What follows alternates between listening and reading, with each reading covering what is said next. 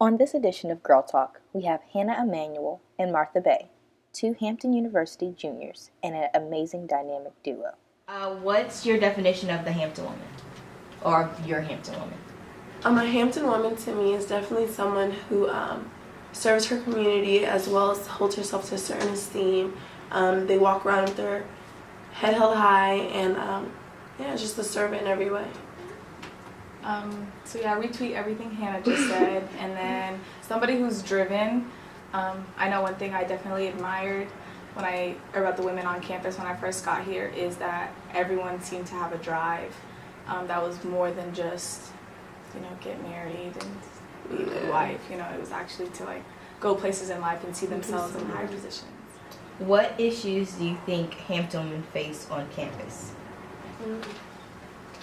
I think one of the biggest issues is that there's so many women on campus that it becomes kind of instead of seeing it as a positive thing, it's it's competition now. Yeah. So competition for guys, competition for positions, and then it also doesn't help that leadership positions on campus, even though this is a majority female campus, are held by males, whether that be in student government or class office or really anywhere, aside from female-based organizations. You just see male dominance everywhere, and so girls feel okay, well, they try to go out for lesser positions or positions that they feel they can't get into. So to piggyback off of Martha, each other would be our only issue. Us being very competitive, as well as just a catty nature that women tend to have. I feel we are our own flaw, and instead of uplifting each other, we tend to deteriorate and try to bring each other down, which is kind of dumb. How'd you guys meet? Do you want to tell Well, me? we were in the caf. Hannah was sitting with a group of friends that I had made. And I didn't know them at all. I've never met that group of friends. And then she came up to me and was like, "Oh, are you Ethiopian?" And then, we fell in love. So. No. I was sitting with a complete group of strangers because my friends weren't there. So I just sat down. And then those are her friends. I really didn't. And then she was talking with, I had seen her once before, but she really kind of looked unapproachable, so I didn't go up to her. And so I saw her in the caf, and I was like, "Oh my God, are you Ethiopian?" Because there's no Ethiopians at Hampton. And then she was like, "Yeah," I was just screaming, it was really exciting. And then we just started hanging out ever since. And then we went to a scandal event that night, and we both came an hour late, so we realized we were meant to be friends. Where do you see yourself in 10 years? God willing. I was gonna say future questions are kind of weird. I don't even know what I'll be in 10 days, but 10 years. Jeez, I'm 21. Yikes. Hopefully somewhere not in America. That's a safe answer. Not America. God willing, not America. Wow, that's really good. Okay, me, 30. You've done this. I will be in 4 years of 2 years, 4 years. I'll be finishing up my residency or starting my career, God willing. Yeah, hopefully with a family, because 31's kind of pushing it. So, starting my family, finishing up residency, starting my career. For her. Where do you see each other in 10 years? As the what is the thing called? The godmother to my first child. Oh, thanks. Okay, sure. That was so cute. Where else? I hope, she'll be traveling, but diplomats are usually kind of in DC area.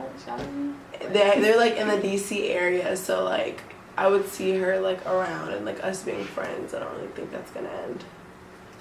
Hannah will be living Meredith Grey's life from Grey's Anatomy. Yeah, I am Meredith Grey. So she'll be. Okay, now Yeah. season 2. As of season 12, Meredith Grey minus the dead husband. Okay, that's where I was like. So everyone watching, just sorry guys.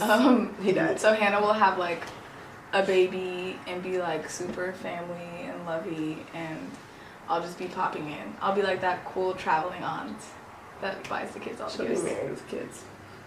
As a woman, sometimes it seems there's often unwanted comparisons made between two women. Do you guys ever get compared? If so, in a positive or negative light? Positive. I've never. People just think we're each Freshman other. year, they used to like think we were the same person. Yeah. Like Everybody even till now, assumed- like people call me Martha faithfully. Yeah. People call her Hannah faithfully. I think people assume just because we're always together, we're the same person, but we're very different. we're literally like we like black the and white. same exact things, but like our personalities are very. She's like very outgoing. I'm very shy. So like, I mean, people that it's never a negative thing, but they just like swear we're the exact same person, and like they think we talk the same. They think we act the same. They just more so assume we're gonna do everything the same, and like you can see the differences in like what we're involved in, but yeah, people just. But sophomore year, we used to kind of get annoyed because people used to be like if, I mean, not annoyed now. I don't mind it, but like if they saw me out in public without Martha, they'd be like, "Where's Martha? Yeah. Like, are you guys What are you fighting? doing? Where's Martha? Why are you here without Martha?" I was like, "Wow, can I go to the caf? Like, or can I go to class? Like," and they just were angry that I was never like I wasn't with her at that moment. But that was about it. I don't care anymore. So Tyra Banks, last semester, there was an interview where she came out and said that her and Naomi Campbell were often compared to the point where it seemed that Tyra was coming for Naomi Campbell's spot as a model. And not only as a model, but as a model of color. Some women have stated that there's often competition between women of color for similar positions, as if there's only a limited amount of room for women of color in certain industries. Do you think this is true? And if so, what should be done to fix that?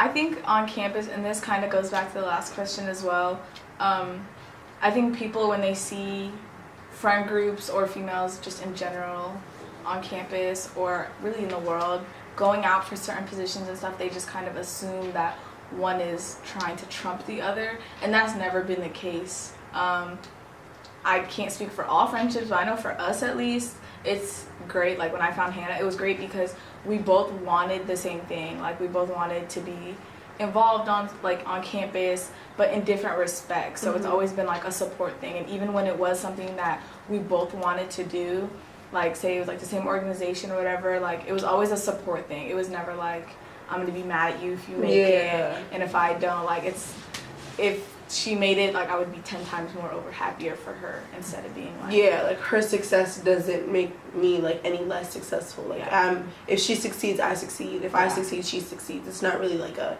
thing. So like to go towards like the Naomi Campbell and Tyra Banks thing, like they're two black women and they're like models and they're black, and that's great. Like people shouldn't like look at the fact that they're both like in the same like aspect and avenue in life. Like, they should look at the fact that wow, we have two African American women successful, not just one. Okay. So the next question is, what characteristics do you admire about each other? I admire Martha in a lot of different aspects. I admire her drive and her walk with God. I admire how open she is to meeting new people, which I used to hate. Because I'm like the opposite. I mean, I love people. I'm not like an open book. I admire her leadership skills, her like everything. Like I admire about you actually.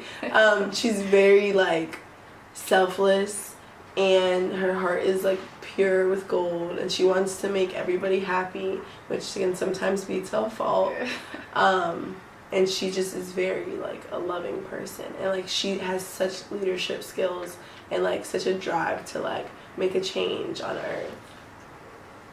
Thanks, friend. Yeah.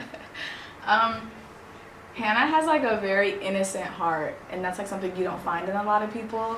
So she has like, it's like to be in this age, especially in this generation, you know, you see a lot of people just kind of like their hearts are just like, oh, all people are this. So they have a lot of generalizations about people, but Hannah has a very pure heart with anyone she meets, and So naive. like, no, not naive, but like, and then the word family goes a long way for her, and something that's like very like big to me, because I don't really come from a big family, so like I cherish like the small family I do have like times 10.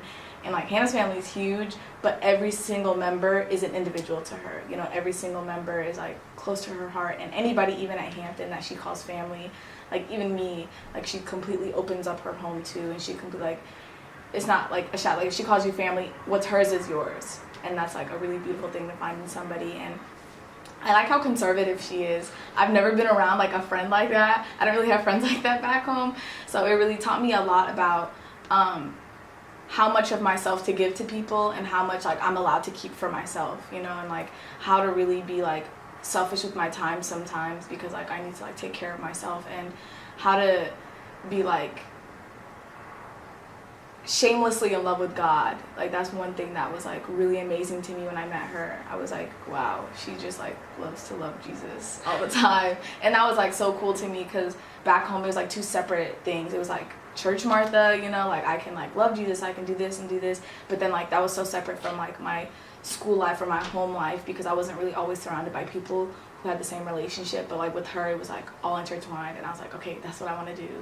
And so what is the best and worst thing about living with your best friend? So when we first moved in this year, there's been like junior year no issues whatsoever, like at all. For like freshman year, we basically, she'll say otherwise because she has like amnesia, but like freshman year we really like lived together, like we really truly did. You can ask Rachel. We literally had like this, it was the four of us in a room, Twitchell Hall, and she lived in M.O.A.I.C and I lived in Twitchell. We basically lived together, like she would stay there every like night, so we didn't have any issues then. And like when we first got the apartment, and like we like struggled a lot freshman year, like we would like go on trips together to like other cities, and like we would stay on couches, so we're so used to like living together. And then when we got our apartment, we weren't used to so much space, and it was just ours, so like we would have like humble nights in the living room floor just to like humble ourselves. But like those are all like pros, but then the only con would be like we had to learn how each other lived like in a setting with two rooms, because we were so used to sharing one room, and we just had to like really understand how she's like she needs like some her private time, and like I have like an open door policy, and like she sings in the shower, and I wasn't used to that, and it really kind of like, because in Twitchell the showers are so far, and I was just like, wow, like this is really like piercing. So stuff like that. Piercing. Yeah, it is. It is. But I mean, that was the only thing. Like, we just, once we learned how each other lives and like the company we keep, that was the only thing. Yeah, different like house. You don't really realize how different people are until you put them under the same roof. Because yeah, it's just, I just gotta leave it at that. But a lot of different things. Like for me, once I'm home, and like my door policy is like 9 to 4:30. After 4:30, I don't open the door. I really don't care who's at the door. I just don't open it. And I'm just really like, I'm used to closing my door. So like at first she thought I was shutting her out. Yo, I was pissed. She closed her room door. I just closed my door and locked it. And I was like, Martha, are you like, do you hate me? Yeah, it's just instinct. Yeah.